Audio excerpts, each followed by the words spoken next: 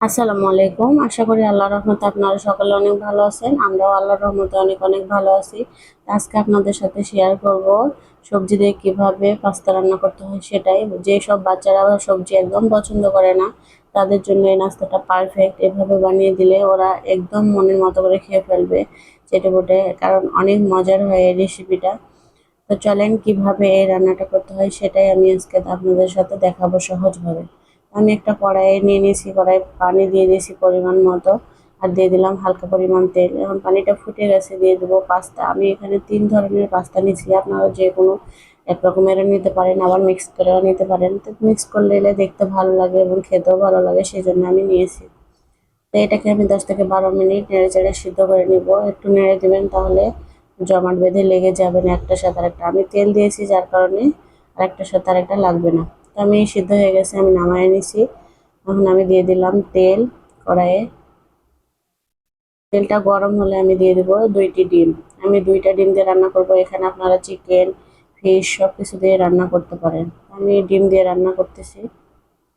তো দিয়ে দিলাম স্বাদ মতো লবণ। এখন আমি এই ডিমটাকে একদম ছুরির সাহায্যে ঝিরা ঝিরা করে নিব। এই যে দেখতেই পাচ্ছেন, আমি একটু ভাজা ভাজা করে নিব যাতে ডিমের যে বাজে স্মেল আছে সেটা চলে যায়। এখন আমার ডিম ভেজে নেওয়া শেষ, আমি এখন উঠাই নিলাম। এখন ওই কড়াইয়ে আমি দিয়ে দিব আবারও তেল কিছুটা পরিমাণ। দিয়ে দিলাম 1 মুঠ গাজর। গাজরটা আমি কিউব সাইজ করে কেটে নিয়েছি, আপনারা কুচায়ও নিতে পারেন। যেহেতু পাস্তাটা একটু অন্য ধরনের, নুডলস হলে আমি কুচাই দিই। আর দিয়ে দেবো এখন ক্যাপসিকাম। তো দুটাই সবজি আমি কিউব সাইজ করে কেটে নিয়েছি। এগুলো আমি 1 থেকে 2 মিনিটের মতো নেড়ে চেড়ে ভেজে নিব। দেখতে পাচ্ছেন লাল লাল করে আমি ভেজে নিয়েছি, এখন আমি তুলে নিব। আমার সবগুলো সবজি ভেজে নেওয়া শেষ। আমি এখন দিয়ে দিলাম আর একটু পরিমাণ মতো তেল, দিয়ে দেবো 1 মুঠ পেঁয়াজ কুচি। এখানে যারা স্পাইসি পছন্দ করেন তারা কাঁচামরিচ দিবেন। আমার বাচ্চা কাঁচামরিচ খেতে পারে না, একদমই ঝাল খেতে পারে না, সেজন্য আমি এটা স্কিপ করলাম। বাদামি লাল কালার হয়ে গেছে, তখন আমি দিয়ে দিলাম সিদ্ধ করে রাখা পাস্তাগুলো। এখন পাস্তাগুলো দিয়ে 1 মিনিটের মতো একটু নেড়ে চেড়ে আমি এতে অ্যাড করব 2টা ম্যাজিক মশলা। দিয়ে দেবো স্বাদ মতো লবণ। আর এই যে দিয়ে দিলাম 2টা ম্যাজিক মশলা। ম্যাজিক মশলাটা দিলে পাস্তার স্বাদ অত্যন্ত সুন্দর আসে এবং খেতে ইয়াম্মি লাগে। এখন আমি দিয়ে দিব ভেজে রাখা ক্যাপসিকাম, গাজর এবং ডিমগুলো। সবগুলো উপকরণ আমি দিয়ে 2 থেকে 3 মিনিট ভেজে নিব। পাস্তা যদি একটু ঝরঝরে হয় খেতে অনেক ভালো লাগে। কেটকেটে নরম হলে আমার বাচ্চা খেতে পছন্দ করে না, সেজন্য আমি একদম ঝরঝরে করে নিই। আমি সুন্দর করে নেড়ে চেড়ে নিলাম।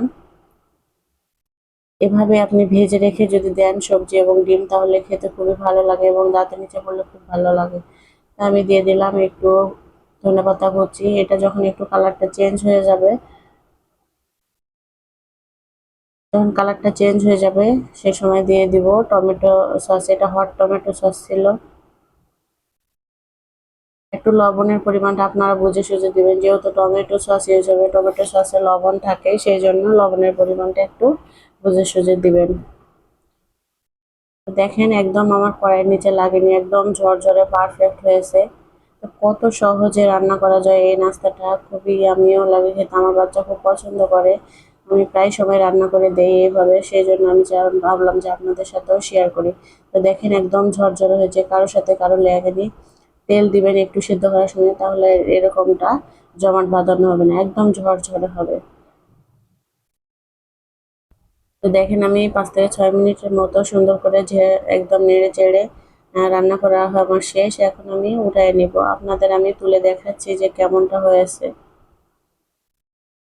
দেখতে পাচ্ছেন কতটা ঝরঝরে হয়েছে আর ইয়াম্মি হয়েছে। যদি ডিমের সাথে পেঁয়াজ সবকিছু একসাথে রাখেন তাহলে ওই ক্ষেত্রে খেতে ভালো লাগে না, দলা পেকে যায়। আর যদি এভাবে ভেজে উঠিয়ে নিয়ে সবজিটা দেওয়া হয় তাহলে সেক্ষেত্রে সবজিটা খুব ভালো থাকে এবং খেতেও দুর্দান্ত লাগে। আপনারা চাইলে বাঁধাকপিও এখানে ইউজ করতে পারতেন, আমি দেই নাই। তো দেখতেই পাচ্ছেন কতটা লোভনীয় হয়েছে, মাশাআল্লাহ। একদম সেই ইয়াম্মি হয়েছিল খেতে।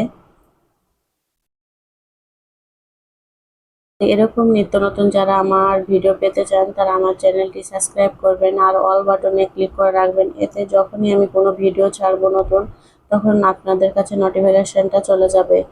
তো দেখতেই পাচ্ছেন কতটা ইয়ামি হয়েছে, মাশাআল্লাহ। আর গাজর এবং ক্যাপসিকামটা দারুণ লাগতেছিল খেতে, কারণ আমি ভেজে নিয়েছিলাম।